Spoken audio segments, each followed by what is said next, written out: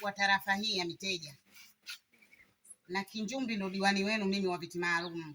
Umenielewa? Ndio. Tumeungana na mheshimiwa mbunge kuileta hii sadaka ya iftari ya mwezi huu mtukufu wa Ramadhani, ya nyinyi watu ambao mmefunga, mkiwemo wa Kwaresma wenzetu wa upande wa pili na wa mwezi huu mtukufu wa Ramadhani.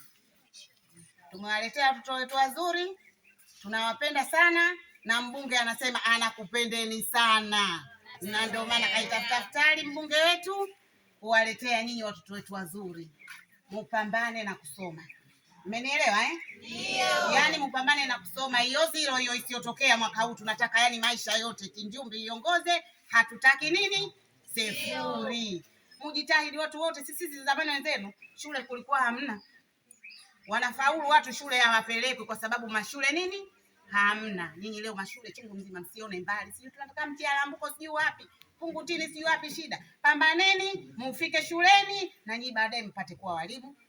Mpate yani muwe vizuri, hata ukifanya biashara ukiwa na elimu yako si unafanya vizuri eh? Ndio. Hapo vipi? Haya, asanteni sana na wapenda sana.